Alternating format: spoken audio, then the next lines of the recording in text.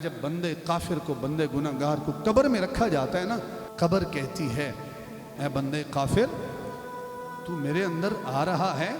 نہ میں تیرا استقبال کروں گی اور نہ تجھے مبارک کہوں گی۔ روئے زمین پر جتنے بھی لوگ بستے تھے ان میں سے اگر کوئی مجھے برا لگتا تھا تو برا لگتا تھا۔ اب آ تو میرے اندر، میں تیرے ساتھ کیسا معاملہ اور کیسا رویہ اختیار کرتا ہوں۔ اللہ کے محبوب نے ارشاد فرمایا،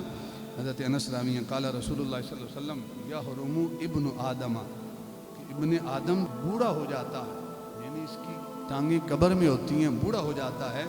وتشب منہ اثنتان، لیکن دو چیزیں اس کی جوان ہو جاتی ہیں۔ جب انسان بوڑھا ہوتا ہے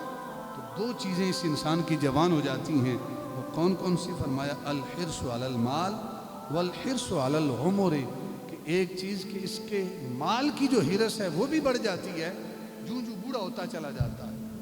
اور دوسرا والحرص علی العمر، کہ انسان کی جو عمر کی حرص ہے، لالچ ہے، وہ بھی بڑھ جاتی ہے کہ کاش میری عمر اور بڑھ جائے۔ جو انسان بوڑھا ہوتا ہے یہ دو حرصیں انسان کی جو ہے وہ زیادہ ہوتی چلی جاتی ہیں، ایک مال کی حرص، دوسرا عمر کی حرص۔ آج ہماری حالت آپ کے سامنے ہے، جو بوڑھے ہو جاتے ہیں ان کو مال کا لالچ اور زیادہ ہو جاتا ہے۔ یہ نہیں کہتے کہ ساری زندگی کمایا ہے، نہ مال نے ساتھ جانا ہے، ادھر ہی رہ جانا ہے۔ پہلے بھی میں نے حدیث مبارکہ بیان کی کہ انسان کہتا ہے مال ہی مال ہی، میرا مال میرا مال۔ سرکار نے ارشاد فرمایا تیرا مال تو وہی ہے جو تو نے اپنے لیے صدقہ کر لیا، الا ما تصدقت فامضیت او لبست فابلیت، یا تو نے اس کو پہنا اور بوسیدہ کر دیا، او اکلت فافنیت، یا تو نے اس کو کھایا اور فنا کر دیا، اس کے علاوہ تیرا کوئی مال نہیں ہے، تو جانے والا ہے، تو مسافر ہے۔ تیرے مال کے اوپر تیرے پیچھے آنے والی جو اولاد ہے وہ جھگڑا کرے گی، ایک کہے گا نہیں فلاں جو گاڑی ہے وہ میری ہے، فلاں پلاٹ میرا ہے، فلاں چیز میری ہے، فلاں چیز۔ اس لیے اپنی اولاد کے لیے صرف دنیا بنا کے نہ جائیں، ان کو دیندار بنا کے جائیں۔ حضرت شداد بن اوس رضی اللہ تعالیٰ عنہ حضور کے صحابی ہیں، آپ فرماتے ہیں ان نبی صلی اللہ علیہ وسلم، اللہ کے محبوب نے ارشاد فرمایا، قال القیس من دان نفسہ، عقل مند انسان وہ ہے۔ اللہ کے نبی ارشاد فرما رہے ہیں ایک انسان وہ ہے جس سے ہم عقل مند کہتے ہیں، وہ فلاں بڑا عقل مند ہے، فلاں بڑا چالاک ہے، لیکن ایک انسان وہ ہے جسے اللہ کے نبی عقل مند فرمائے، جسے اللہ کا نبی عقل مند کہے، تو اس سے بڑھ کر اور عقل مند کون ہو سکتا ہے؟ تو سرکار نے ارشاد فرمایا القیس من دان نفسہ وعمل لها بعد الموت، عقل مند انسان وہ ہے جو اپنے نفس کا محاسبہ کرے، میں نے کیا کچھ کیا ہے، وعمل لها بعد الموت، اور وہ عمل کرے دنیا کی خاطر نہیں، دنیا داروں کی خاطر نہیں، دنیا میں نام بنانے کے لیے نہیں، دنیا میں شہرت حاصل کرنے کے لیے عمل نہ کرے، وَعَمِلَ لَهَا بَعْدَ الْمَوْتِ، بلکہ موت کے بعد کے لیے جو عمل کرے وہ عمل کرے، یعنی جو بھی عمل کرے وہ موت کے بعد کے لیے کرے، اس عمل کی جزا اور سزا مجھے موت کے بعد ملے گی، اس ارادے سے کوئی وہ عمل کرے، وَعَمِلَ لَهَا بَعْدَ الْمَوْتِ۔ اور پھر ارشاد فرمایا وَالْعَاجِزُ، عاجز وہ ہے، عقل مند کے مقابلے میں عاجز یا بے وقوف کہہ لیں، کم عقل کہہ لیں، نادان کہہ لیں، فرمایا والعاجز، اور عاجز وہ ہے من اتبع نفسہ ہواہا وتمنى علی اللہ، عاجز وہ ہے کہ جو اپنی خواہشات نفس کی پیروی کرے، جو خواہشات انسان کی ان کے پیچھے لگا رہے اور اللہ تعالیٰ سے رحمت کی امید لگائے رکھے کہ اللہ کی رحمت بڑی وسیع ہے، وتمنى علی اللہ، خواہشات نفس کے پیچھے پڑا رہے، دولت مجھے مل جائے، عہدہ مل جائے، اسٹیٹس مل جائے، مقام مل جائے معاشرے میں۔ ہمارے ہاں جس کے ساتھ دو بندے ہوں نا پیچھے سیکورٹی والے، جن کے پاس رائفلیں ہوں، تو ہم اس کے ساتھ سلام لیتے ہوئے بھی بڑے انداز سے سلام لیتے ہیں، ہم اس کے ساتھ سیلفی لے لیں تو لوگوں کو بتاتے ہیں کہ میری فلاں بندے کے ساتھ میں نے سیلفی لی، اور کوئی ایسا بندہ آ جائے جس کے ساتھ 3-4 گارڈ ہوں تو ہم سارے ایسے دیکھتے ہیں کہ پتہ نہیں یہ کون سی مخلوق ہے، وہ بھی اللہ کا بندہ ہے، اسے مجبوری ہے، ٹھیک ہے، وہ اکیلا نہیں چل سکتا، تنہا نہیں چل سکتا، 2-4 بندے اس نے رکھے ہوئے ہیں۔ یہی تو وجہ ہے کہ اقبال نے کہا تھا کہ رب کی بارگاہ میں جب بندہ مومن کھڑے ہوتے ہیں نا تو وہاں ذات پات کا فرق مٹ جاتا ہے، نہ بندہ رہا نہ بندہ نواز، تیری بارگاہ میں پہنچے تو سبھی ایک ہوئے، رب کی بارگاہ میں جب کوئی کھڑا ہوتا ہے تو وہاں غلام اور آقا کا فرق مٹ جاتا ہے، سب ایک صف میں کھڑے ہوتے ہیں۔ یہی برابری کا درس ہے، جو معاشرے میں ہمارے ذات پات اور یہ چیزیں ہیں، رب کی نگاہوں میں کوئی حیثیت ان کی نہیں ہے۔ رب کی بارگاہ میں اگر کسی کی حیثیت ہے تو وہ تقویٰ کی ہے۔ ان اکرمکم عند اللہ اتقاکم، اللہ کی نگاہوں میں جو جتنا زیادہ متقی اور پرہیزگار ہے اس کے مقام سب سے زیادہ ہے۔ حضرت ابو سعید رضی اللہ تعالیٰ عنہ فرماتے ہیں اللہ کے محبوب تشریف لائے، ہم حضور کے صحابہ بیٹھے تھے اور صحابہ ہنس رہے تھے، خوشگپیوں میں مصروف تھے۔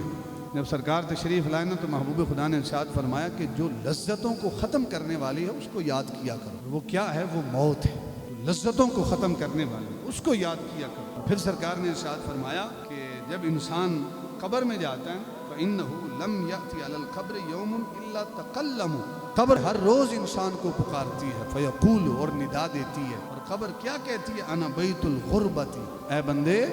میں مسافرت کا گھر ہوں، انا بیت الوحدت، میں تنہائی کا گھر ہوں، انا بیت التراب، میں مٹی کا گھر ہوں، انا بیت الدود، میں کیڑوں کا گھر ہوں۔ اور پھر قبر کہتی ہے فَإِذَا دُفِنَ الْعَبْدُ الْمُؤْمِنُ، جب بندہ مومن قبر میں آتا ہے نا، قبر کہتی ہے کہ اے بندہ مومن تو میرے اندر آ رہا ہے، جب تو میرے اوپر چلتا تھا نا تو روئے زمین پر جتنے بھی بندے تھے ان سب میں سے مجھے اگر کوئی پیارا لگتا تھا تو پیارا لگتا تھا۔ اے بندہ مومن تو میرے اندر آیا ہے، دیکھ میں تیرے ساتھ کیسا سلوک کرتی ہوں۔ جب بندہ مومن قبر میں جاتا ہے تو قبر اس کے لیے وسیع ہو جاتی ہے، جہاں تک نگاہ جاتی ہے قبر اس کے لیے وسیع ہو جاتی ہے، اور قبر اس کے لیے جنت کے باغوں میں سے باغ بن جاتی ہے۔ اور اللہ کے محبوب نے ارشاد فرمایا کہ قبر کی دائیں جانب سے اس کے لیے جنت کی طرف سے کھڑکی کھل جاتی ہے۔ یہ کامیاب انسان ہے۔ وَلْتَنْظُرْ نَفْسُ مَا قَدَّمَتْ لِغَدٍ، ہر انسان دیکھے کہ آنے والے کل کے لیے وہ کیا کر رہا ہے۔ جس نے آنے والے کل قبر کے لیے، حشر کے لیے کوئی عمل کر لیا، اے میرے بھائیو وہ انسان کامیاب ہے۔ جو دنیا کے اس دکھلاوے کے اندر، دنیا کے لہو و لعب کے اندر مشغول ہو گیا اور جس نے اپنی زندگی کو تباہ و برباد کیا، وہی خائب و خاسر انسان ہے۔ اور پھر سرکار نے ارشاد فرمایا جب بندے کافر کو، بندے گناہ گار کو قبر میں رکھا جاتا ہے نا، قبر کہتی ہے اے بندے کافر تو میرے اندر آ رہا ہے، نہ میں تیرا استقبال کروں گی اور نہ تجھے مبارک کہوں گی۔ روئے زمین پر جتنے بھی لوگ بستے تھے ان میں سے اگر کوئی مجھے برا لگتا تھا تو برا لگتا تھا، اب آ تو میرے اندر، میں تیرے ساتھ کیسا معاملہ اور کیسا رویہ اختیار کرتا ہوں۔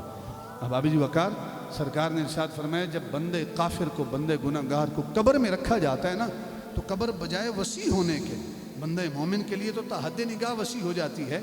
بندے کافر اور گناہ گار کے لیے قبر سکڑ جاتی ہے، اور ایسی سکڑتی ہے محبوب خدا نے اپنے ہاتھوں کی انگلیاں دوسرے ہاتھوں کی انگلیوں میں ڈالی۔ میں صرف تمثیل کے لیے عرض کر رہا ہوں، سرکار نے ایسی انگلیاں ڈالی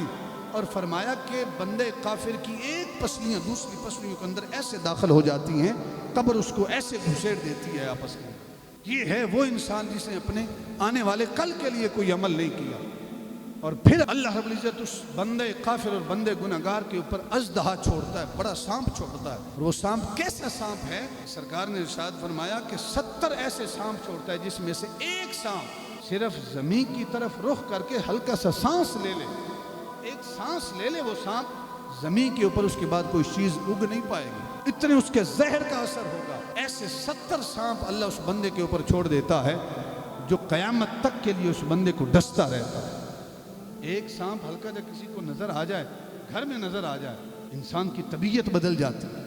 ایک ڈر اور خوف کا منظر پیدا ہو جاتا ہے، اور قبر میں جہاں بھاگنے کی جگہ بھی کوئی نہ ہو، اتنے سانپ چھوڑ دیے جائیں تو انسان کیسے ان کا مقابلہ کرے گا؟ اللہ کے محبوب بشیر بھی ہیں اور نذیر بھی ہیں۔ بشیر مانا کہ حضور بشارت سنانے والے بن کے آئے، لیکن نذیر بھی ہیں کہ حضور ڈرانے والے بن کر بھی آئے، صرف بشارت دینے والے بن کر نہیں آئے۔ یہ سرکار نے اپنے صحابہ سے فرمایا کہ جو لذتوں کو ختم کرنے والی ہے اس کو یاد کیا کرو، اور وہ کیا ہے؟ وہ موت۔ آج کا انسان موت کو فراموش کر دیا، بھول بیٹھا، اور صرف دنیا دنیا دنیا دنیا، مال مال مال، پیسہ پیسہ، عہدہ عہدہ، منصب، سٹیٹس، شہرت، ناموری، بڑا گھر، بڑا بنگلہ، بڑی گاڑی، اسی کو سب کچھ سمجھ بیٹھے۔ حالانکہ یقین کریں ان چیزوں میں سکون نہیں ہے، سکون اللہ کے ذکر میں۔ کبھی تنہائی میں بیٹھیں، تسبیح لیں، اللہ اللہ کی صدا لگائیں، پھر دیکھیں اللہ دل کا کتنا سکون عطا کرتا ہے۔ نماز کی پابندی نہیں ہے، کریں، ایک نماز کی پابندی کریں، آہستہ آہستہ اللہ آپ کو نماز کی پابندی کی توفیق دے گا، پھر دیکھیں کہ اللہ کیسے دل کا سکون عطا کرتا ہے۔